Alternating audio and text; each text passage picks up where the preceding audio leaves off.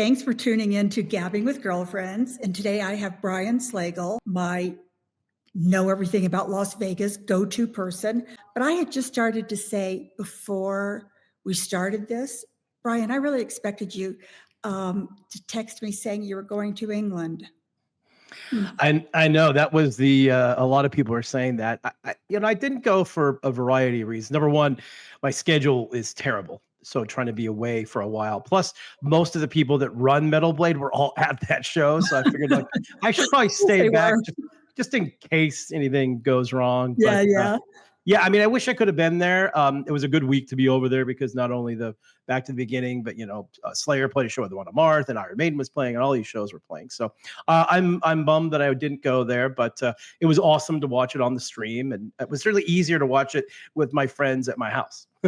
Without a doubt. Without a doubt. Yeah, I've still not watched it, which I really want to do. Like, I want to watch it as you guys saw it streamed. Do you know what I mean? Not pieces that I watched, but yeah, I want to see it. It was a fantastic couple of weeks with the guys being honored in Birmingham, getting the Freedom of the City award. It was very special. So sad ending, but it was a really special time.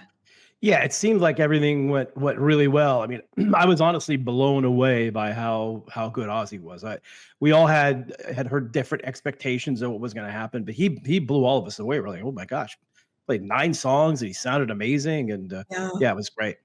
Yeah, he did so well, so well. But anyway, okay, so what have I missed there? What have I missed in your neck of the woods? Well, I haven't been anyway. Neck of the woods. That is so stupid. Why do they say that? So I'm sure it's a long old story from people that lived in the middle of nowhere, and like, you're in my neck of the woods now. I'm sure. It's lasted the test of time. I have a book that has explanations for sayings that nobody knows why we say. I have to look that up to see if that's in there. Anyway, so go on, give me the scoop. Let me know. I've actually been in Dallas quite a bit because the only issue I have with Vegas, and I love it out here. I unlike you, I love the weather right now. It's 109 degrees, and I could not be happier. Well, you couldn't go out. You can't leave your house like that. You can't. Oh, sure you can. Oh, I leave my house all the time, and I'll walk, like, obviously or in the morning, or more likely later in the afternoon. But I love it. But I've been to Dallas a lot because shows do not come here to Vegas as much as they should, and I have told all of my booking agent friends about that. But I did see Ghost here. I also saw them in Dallas, and they were phenomenal. I think their best show ever, even though there's no video of it anywhere because they take your phones away, but that's a whole other story, which I'm not a fan of. But I love seeing shows where there's no phones. It's like the old days, right? With 70s and 80s when there were no phones, and you really had to hold up a big lighter instead of the exactly. But I kind of wish they would have done it like Tool does it. Tool and Gaga and a couple other artists have done it, where they come out and they say, okay, look, don't use your phones. We have ushers everywhere. If they see you using your phone, they're going to kick you out. But the last song, go crazy. Put your phone out, take video, take pictures, do whatever you want, go crazy. And that's worked perfectly for both of those bands. So I kind of like that better than just taking your phone away from you. I'm not a 5-year-old. Yeah, the only time I've ever had my phone taken away was going to see, I think, Chris Rock and Dave Chappelle. And I get it for comedians. I totally get it there. Why? Well, because their material, once you leak it out there, it's out there. It's ruined because their show is their show, and if you leak it out, then what's the reason for people to go? So I get that, and people can steal stuff and everything as well. So I kind of get it for comedians, but not so much for music. But it was really great. Good point. Tobias, was doing it for the right reasons, and and I get why he did it 100%. But I also learned later how much the cost was, and the band is paying for those things. So like $2.75 a piece. So it's when you add it up for the whole tour, it's like almost $1 million. So that's a big commitment to make for that. That's for sure. But nonetheless, they were spectacular. I've just seen them once and loved them. So I'd like to see them. I'd like to see them again. Yeah, they're coming back. The rumor is they're coming back again. I mean, they're definitely coming back again next year, but I think early next year. They actually started with us. We put out their first record, which was weird because I got it. We were distributing a label called Rise Above, and we were doing it in North America. And they sent me like their 3 or 4 CDs coming out, and one of them was Ghost. And I listened to it. I go, oh my God, this is incredible. And I called one of our guys, Will, who works in the UK office, was also part of the Rise Above label. I said, what is this Ghost thing? This is absolutely incredible. He said, it's just some side metal project of a bunch of black and death metal bands from Sweden. I go, no. This is like next level stuff. And I sent it to, my friends like James Hetfield and Charlie Benante, who I knew would love, and they all completely freaked out, and it all kind of went from there. So happy to see them selling out arenas all over the world. It's insane. That's really cool. Really, really cool. So have you been to anything at the Sphere? Well, I've seen, I saw U2 3 times, and it's mind-boggling. I've not seen the Eagles yet, but it's on my list. Probably going to get to it in October, I think, because a lot of September, again, I'm going to be in Texas, a lot of that, because there's a million shows out there. So I'll probably get to it in early October, but I really want to see that there. And I was not surprised in the least. And they still have not announced it officially, but Metallica is going to play the Sphere. Yeah, and I knew that because when I went to U2 the first time, so U2 and Metallica are super tight, like really close, really tight, really good friends forever. And I knew Lars was at the opening night. So I texted him the first night I went and said, hey, I'm going to the Sphere tonight. And he's like, oh, cool, man. You got to let me know what you think. So, okay. So I watched the show, and it's, have you been to the Sphere?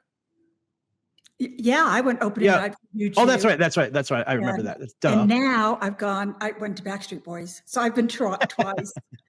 They were amazing. Amazing. So I heard it was amazing. In fact, Tobias, the main guy from Ghost, I knew he went. Rick Sales told me, so I knew. Yeah, he took his kids there, and we're talking. I talked with him in Vegas. I said, "So how was the Backstreet Boys?" And he was going on and on about how great it was. He said he thought it was great. So, and they actually asked me if I wanted to go, and I'm like, "No, I'm not going to Backstreet Boys. Sorry." But you know what? I have to say, the production. I mean, the visuals. Oh yeah. I thought were beyond U2's. Like, oh wow, well, I thought it was next level.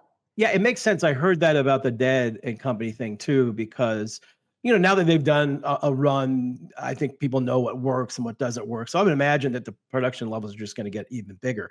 But the Metallica thing was so anyway. So I saw the show. Lars texted me after the show and said, "What do you think?" I go, "I need a night to digest this because I'm not." It's like nothing you've ever seen in your entire life. You can barely comprehend what is happening. So he texted the next day, and he was going on and on, same things. Game changer, love it. So I could tell from his attitude and just knowing Metallica wants to literally try to check every box that they can off that they were eventually going to do it there. So I'm looking forward to that. I don't know how many shows. I imagine it's going to be short, but I don't want to ask any of them yet. I want to wait till it gets formally announced, but they've kind of more or less confirmed that it's going to happen. Yeah. I'll definitely do that one. Oh yeah. I might do all of them. I don't know. We'll see. So yeah, that's exciting though. That's really exciting. Who else have you heard's coming? Tool. I heard that they're going to do the Sphere as well, and that's not 100%, but I heard from reliable sources. Pardon? I don't get it. I don't get how many nights they could really do it to make it pay off, because I know it takes, you're in there for 8 nights before you break even. Exactly. Well, I was shocked, quite honestly, the Backstreet Boys were able to do it for that long, because I knew they have a hardcore fan base and they've done residencies here, but they're 6,000-7,000 seats. I had no idea that they could draw. I mean, it might be a lot of the same people going over and over again, but hey, they're buying the tickets. I think an element of it has to be that they knew up front that the Backstreet Boys audience wasn't a Sphere ticket.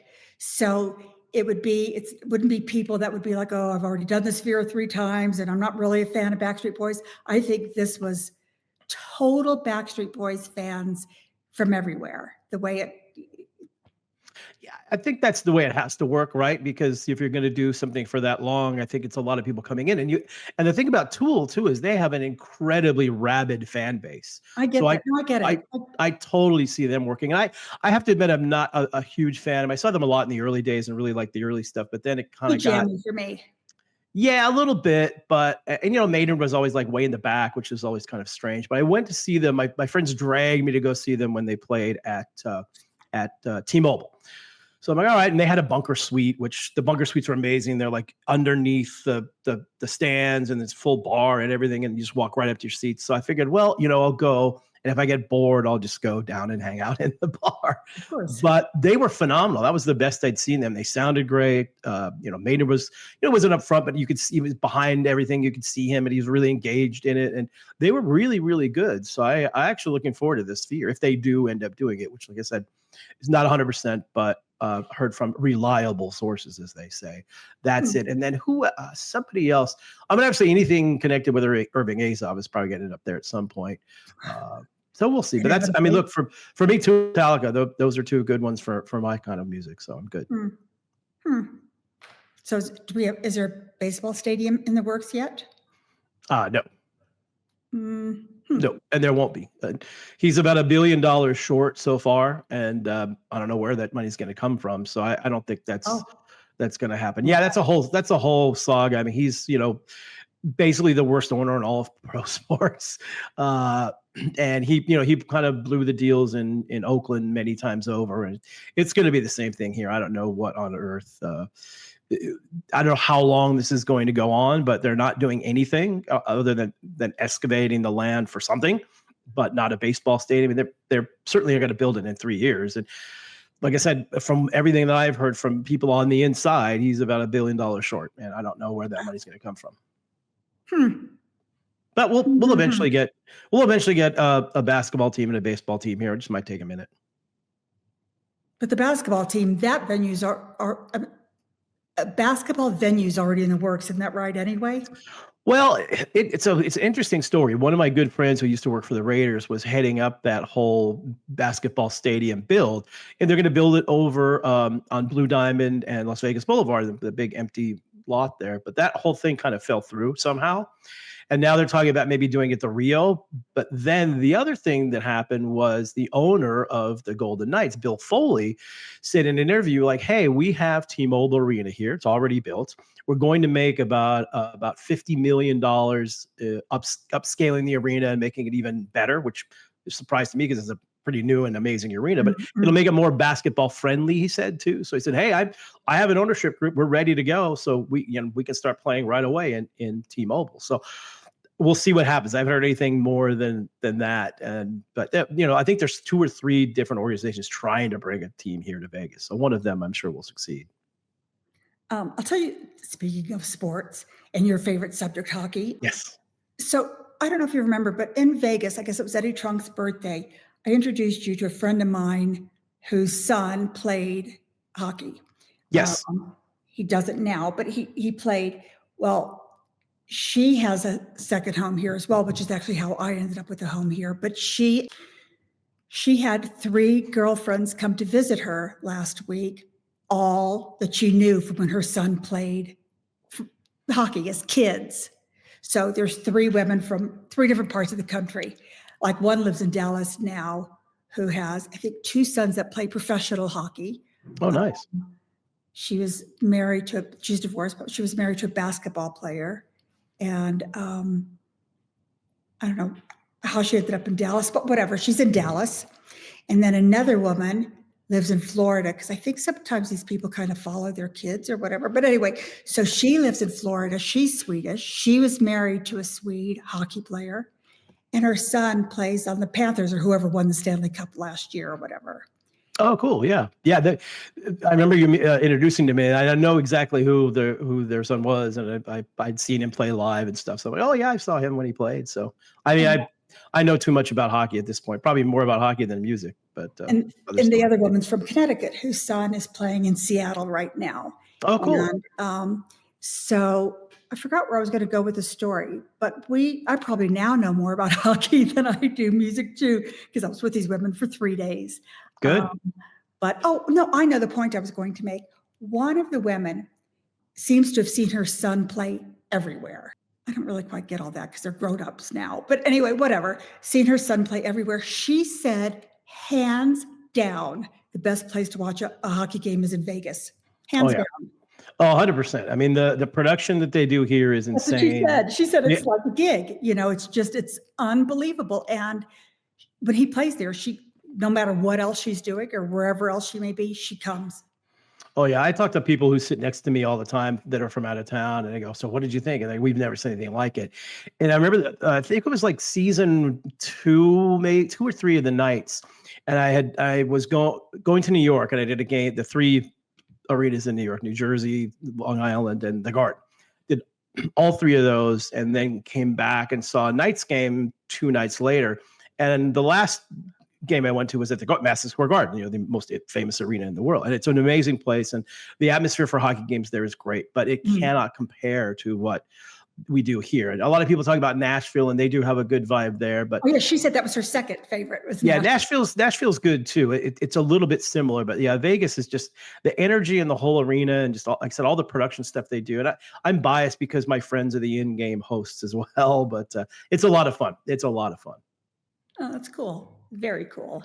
Yeah, very interesting because who knew, just Right? yeah.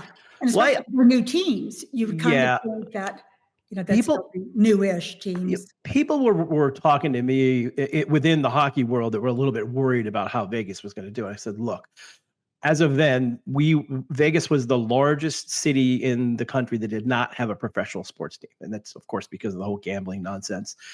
This team, these people are waiting for something. They're going to fall in love with this team, and that's exactly what happened. I have so many friends here who'd never been to a hockey game, never heard about hockey before, and they went to a game and fell in love. I mean, a great example is my friend Chris Kale, who's the bass player for Five Finger Death Punch.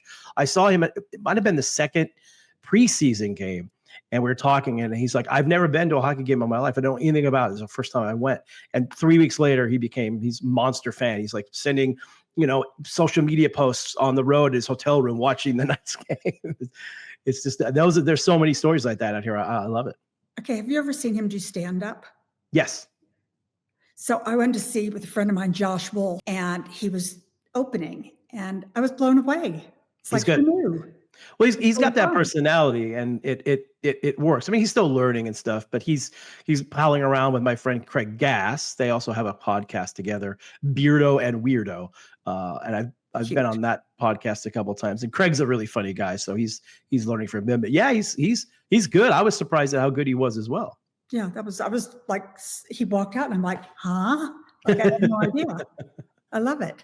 It's nice when you get surprises like that, and it's actually good. Instead of getting a surprise like that, you're like, stick with your other job. Yeah, stick to your day job, yeah. Okay, so what else? What else is happening there that people should know about or that I should know about?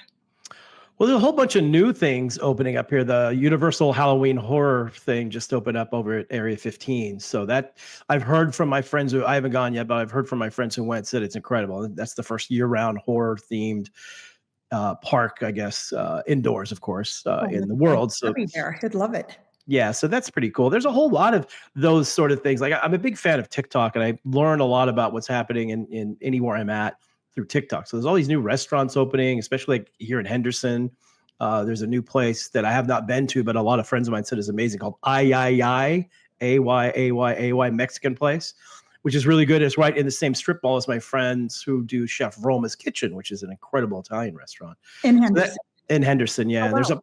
There's a whole bunch of like these crazy new like bars and restaurants and bookstores, all very, gothic and occult and witchy and stuff like that, which I find really fun, kind of metal-ish. So, and there's a new record store in Boulder City, of all places, which is about a half hour from Henderson.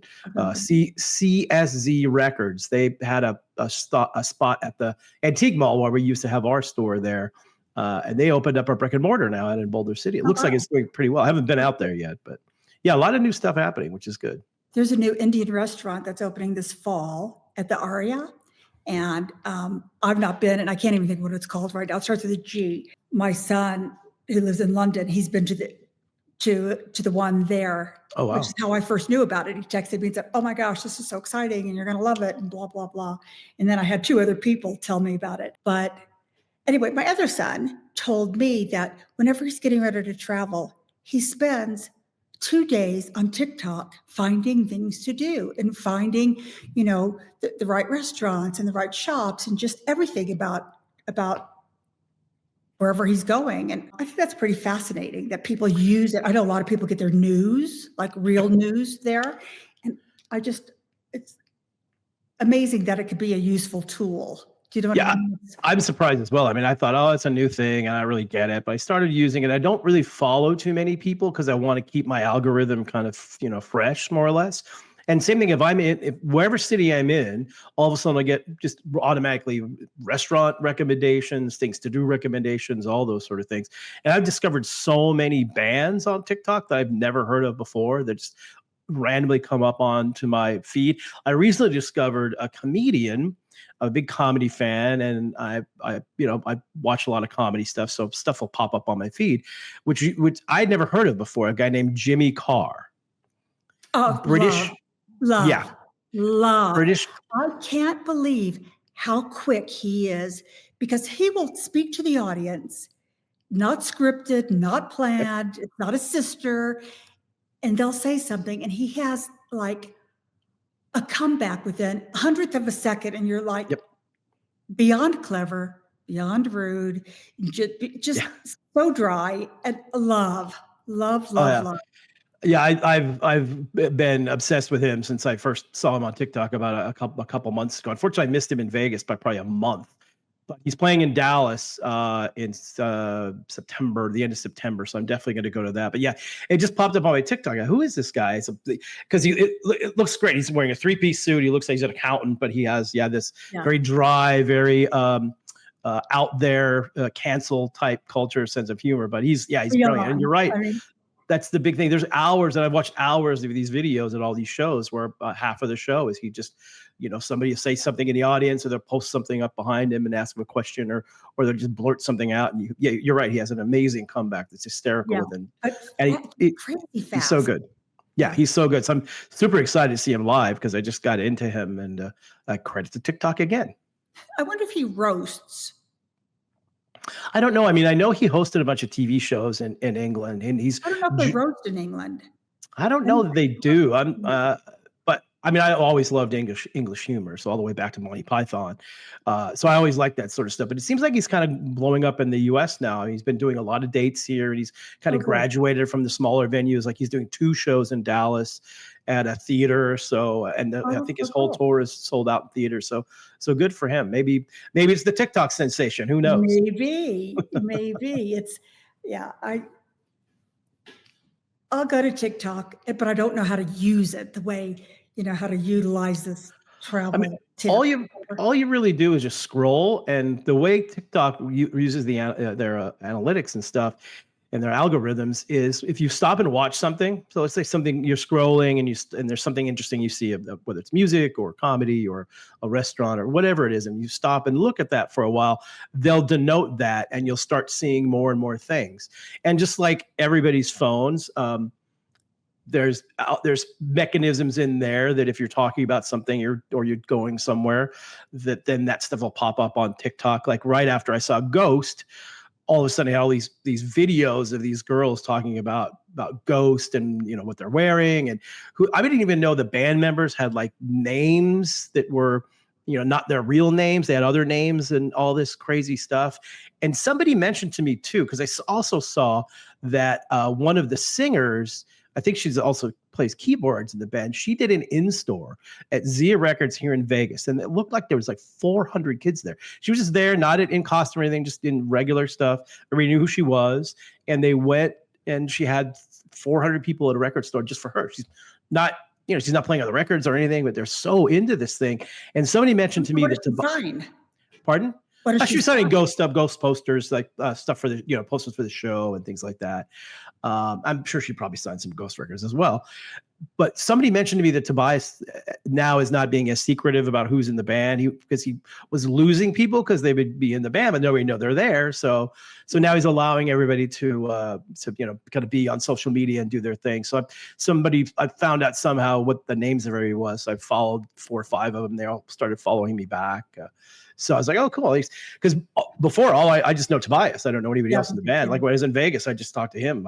Nobody else. So now next time I go, I can hopefully hook up with some of these people. And one of them is my friend Jay Russ, the producer, told me about this girl, Gabriella, who was like a pop rock she was like 16 or 17. He was doing something. He said, "This girl's really, really amazing," and she's done some stuff on, I think, some of the those music shows on TV, because she's got like 120,000 followers. But she followed me just out of the blue, which is interesting. So, and she's amazing. So she's one of the singers in the band as Oh, well. wow. So, okay. So let's say you're going to Denver. So you go on TikTok. And how do you find Denver things? That's what I don't get. It's easy. You just, there's a search button in there and just put Denver restaurants, and Got it. a bunch of stuff will pop up. Or Denver attractions. Yeah, Yeah, that easy, was really right easy. over my head. Yeah, it's You can really do easy. And that. then once you look at some of that stuff, then your whole feed will become that for a while. Very interesting. It's dangerous though, because you can find yourself spending too much time doom scrolling on TikTok. So Yeah, if I mean, by the time I finish my Wordle, then my connections, then my this game, and then my that game, and I'm like, I almost have little time for anything else online by the time I finish all my games. So I tell you, I play poker now. oh no, that's cool. Do you play? Like, I used to play a long time ago. I played recently. I was at an event here at that my friend Mark Chinook had at the Space, and they had a poker thing. But it's just a fun game. That's the first time I played it, probably in 15 years. But yeah, I'm not. I would be too nervous to play like in a real go to a casino sort of thing. I did it for my first time. I could play with a group of ladies, and we play for money. It's real game. So half of them went to Vegas, and we played in a casino, and it's Oh, really wow. weird. It's like weird. There's Well, not many women that do it, Yep. and she's really good. Like, she does the World Series of Poker. The one that Mhm. started this group, so she plays the tournaments and everything there anyway. But it was pretty. It's kind of intimidating. It's 100%. That's why I would be I would be scared to do Yeah. it. Like I would doing something wrong. Yeah. If you Now, need if you need tutoring, however, one of my friends who is a manager, his wife is like a super top poker player. She does the World Series of Poker and all that stuff, and she won one of those tournaments not too long ago. So she's in Vegas a lot playing this stuff, and apparently she's incredibly good. where does she live? She lives in Chicago, but she's out here 5 or 6 times a year to play in a bunch of these tournaments. And then I'm also friends with Daniel Negru, mostly because he was a big famous poker player. He sits about 15 rows in front of me at the Knights games. Oh, he does? Yeah. See, that's why these sporting events make for good connections. Good. It's not just a sporting event. It's a Oh yeah, and that's social just activity. that's Yeah. the one thing that I love about Vegas is this. You meet so many interesting people here who live out here. You go out to a show or you go to a hockey game or whatever, and everybody's like so nice. It's such a great community here. I've never really lived anywhere where you had just all these people from all over the place, and you just run into various people at various things. Or one of my buddies like, hey, we know this guy, and they know that guy, and we all end up talking. And it could be anywhere from, like I said, poker players to car dealers to attorneys. And everybody's like so nice and friendly out here. It's pretty amazing. Nice. Very nice. So, okay, I have some questions for you. Can I ask? Okay, sure. Okay. One or the other, if you had to, mountains or seaside? Seaside. Oh yeah, you like the heat. So that must be why. But there is nothing like mountain air. There isn't. Love the mountains as well. I mean, it's a hard choice because I do love both of them. I grew up, being around both. But I had a place in Sunny Isles, Florida for a while that was on the beach. It was amazing. And I lived the last 5 years I was in LA. I was in Hermosa and Redondo Beach. And when I got out here, I didn't realize how much I missed the water. So now whenever I get a chance to go to the beach, whether it's in Florida or California, I'm going to do it. But you know what's really weird? Before you lived in Vegas, like all the times throughout your life you went to Vegas driving up from LA or whatever, did you realize how mountainous it is there? The one thing that I was surprised about was how high we are. Like we're 2,500 feet in the air, which is why it gets really cold here in the winter. And I never knew that. I thought it was just like Phoenix, which is, sea level basically because it's a desert, but it's a lot different. So, but I mean, you didn't really pay too much attention to the mountains, but when you're out here going to Red Rock and all these really great mountains, it's incredible. Amazing. It's beautiful. Yeah, beautiful. I never knew that. It's so bizarre. Okay. What is your favorite vacation place of all the places you've been on vacation? Because the next question will be, oh wow, that's That's difficult. I don't really go on vacations necessarily, but I do like to go places and spend a few days there if I'm having to travel someplace. Probably Cannes, France. Hmm, that's a nice one. I've Yeah, never we been. we used to go. So back in the day, there used to be the biggest music convention in the world was called Midem, and Yeah, it was in yeah, Cannes. yeah. And of course, we being the music business, we're not lucky enough like the film business that we were in January where it was cold and snowy and on this That's very beautiful funny. beach, it's freezing. So I made a point to come back during the summertime, and yeah, it's pretty spectacular there. Yeah. I've been to the south of France, but I've not been there. And I don't know how or why. And I remember every year Wendy going to Madame, and I'm like, why? I just couldn't imagine going. So, but I think people that drink and like to have a good time, unlike me, I think it's a good place for And the food there is party. amazing, and you can walk everywhere. It's like there's a food district, there's a shopping district. Everything is like a 5 or 10 minute walk. Maybe it's a That's nice. convenient place as well, and beautiful also. That's nice. And I get it. I hear what you're saying about being a vacation person because it took me in my later years to really appreciate going someplace and doing nothing. Because, when you're on the road or you travel a lot, it's the last thing you want to do is get back on a plane. But yeah, so I now appreciate going places where, unlike my husband, who likes to go someplace and go sightseeing and hiking and doing things, I like to go someplace and just lie there and look at the beauty. Yeah. I don't need to walk the beauty. I just like to look at it.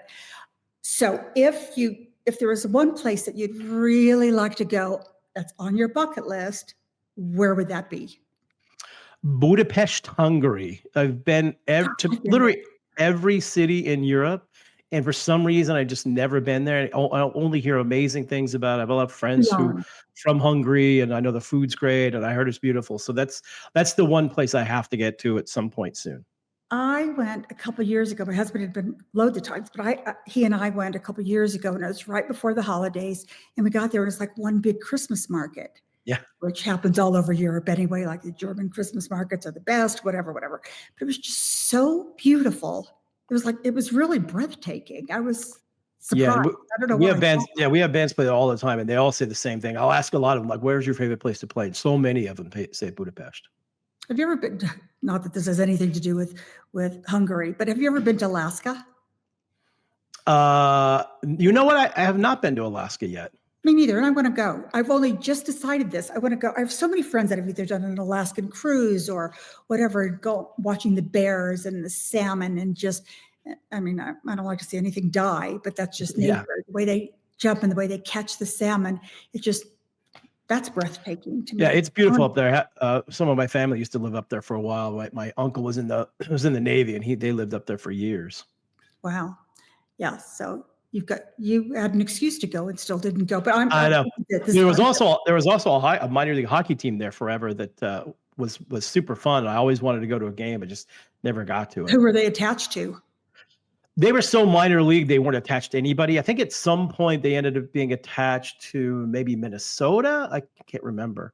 But for a while, it was just a really underground minor league West Coast Hockey League. So what's it called after minor league? Like when you're attached to a team, Well, so the way it works is just like a like farm baseball. team. Yeah, farm team. So there's the NHL, then there's the AAA team right below them, which is what we have here in Henderson, the Henderson Silver Knights. And then below that is the Double A, which there's teams all over the country for that. And then even below that, there's a Single A, which is mostly just guys that want to have fun playing, and they're playing, places like Mobile, Alabama, and Monroe, Louisiana, and places So like they're that. not supporting their family doing that. You can kind of sort of do that for a little while, but yeah, it's mostly younger guys. Yeah, I'm learning. At the AA level, the AA level, yes, you can support your family doing that. But when you get down to the single A's, you're probably getting $500 a week and an apartment. I'm learning that watching like the small soccer football teams in England, Yep, like the low teams, and you watch them, and it's that definitely isn't how they feed their family, and it's exactly. okay. So speaking of feeding your family, if there was one food and it was the only food you could eat for the rest of your life, what would it be? I have two, but go on. Oh, that's really tough. Probably fish, seafood. Mine is popcorn. If I couldn't eat anything else, I live on popcorn anyway. or It's not very rice. nutritious though. No, it's not, but it fills you up and it's really good. And True. rice, again, not Yeah. nutritious. Well, the question was, the question wasn't what's the one nutritious thing you would Yeah, eat? yeah. Yeah, I get you. I get you. You're just much, much smarter than me by answering appropriately, but mine is definitely popcorn. Yeah, because I'm mostly vegetarian and vegan. I was trying to think. I guess if I could have, I will twist that around a little bit and said if I could have Chef Tal from Crossroads make me dinner every night, I could live on that for the rest of my Yes, life. forever. Yeah. Forever. Okay, so have you been to Crossroads in Vegas lately? I was there. Yeah, I was there, Mac, maybe 3 or 4 months ago. My friends who manage Kill Switch Engage, Vaughn and Kenny, they live right there. They both in New York and Vegas, but they're spending a lot more time in Vegas. And Vaughn's vegetarian as well. So we went up there 3 or 4 months ago, and of course, it was insanely spectacular as always. Yeah. Except he kept bringing us more stuff, like free stuff. And Yeah. Yeah, like, it's almost like you feel badly because by the time you get your comped appetizers and dinner, and then you got to order, it's like you don't want to order much, but you feel guilty because you've just eaten equivalent to a whole dinner for free. So yeah, it's, that's always the trouble. I have so many I know. friends who are chefs that when I go now, I have to realize, okay, let's just order a couple of things because there's going to be a whole bunch of other Yeah. stuff. And Yeah. sometimes we'll have to go no to the massive amounts of free desserts. Yeah. No, no, no. Yeah, same. What is your favorite music venue in the world? Oh, wow. That's, I'll tell you my most recent one. I mean, probably the right answer would be the Sphere just because it's so insane. But I'm going to say there's a new arena that's out in Fort Worth, Texas, Dickies Arena. I just saw, that's where I saw Ghost. I saw Ghost there. I saw Iron Maiden there. I've seen Post Malone there. Absolutely beautiful arena, brand new. The sight lines are all amazing. The sound in there is great. It's really easy to get in and out of. It's a really, really great arena. But I will say of all the places I've ever been to, and again, taking the Sphere aside, probably the O2 in London would be my favorite. That's Yeah, a that's a great good place one. Yeah, I love that place. Did you know I'm from Fort Worth? I thought it was. I knew you were Dallas I thought it was Dallas, but Fort Worth, same difference. But I'm sure if I say that, people get mad at me. No, totally. Yes. Well, I can't believe I didn't think the Sphere because I didn't even make the question up. It came in from people that listen, and mine instinctively would have been Red Rocks. Oh yeah, I have not been to Red Rocks yet, which is really embarrassing to say because I've tried. It seems like every time I'm going to go there, something happens. Like there's some event that causes my plane to get canceled or the show to get canceled or something. So that's the one venue I do need to get to sooner than later for sure. But maybe because I'm so not in the music scene anymore, I can't even. I kind of don't even envision bands still playing there, but they do, right? Oh yeah, all the time. We've had we've had Amon Amarth, one of our bands, play there a couple times. We've had my really good friends Coheed and Cambria play there all the time. There's a lot of we have a lot of our bands play there. We've probably had 20 or 30 bands of ours over the years play there. Oh, wow. Plus, like Slayer and everybody plays over there. So Yeah, there's a lot of rock and metal still over there. Well, this is a quick one because I think I'm about ready to wind down unless you have anything else, Brian, that you'd like to throw in. I'm good. I'm good. You're really good. Brought up a lot of fun stuff, so it's all good. And I love speaking to you because you definitely like one of the best people anybody should ever speak to because you're so knowledgeable about so much, knowledgeable about Vegas, music knowledge, just life in general. Yeah, I have a lot of useless information. That's very true. I love it. So thanks very much for tuning in. Thank you, Brian. Thank you. And I look forward to speaking to you again very soon, I hope. Yes. Bye. Thanks so much for tuning in today. And be sure to follow Gabbing with Girlfriends on here so you never miss an episode. You can also find us on social media for more fun and in-depth conversations. Thank you.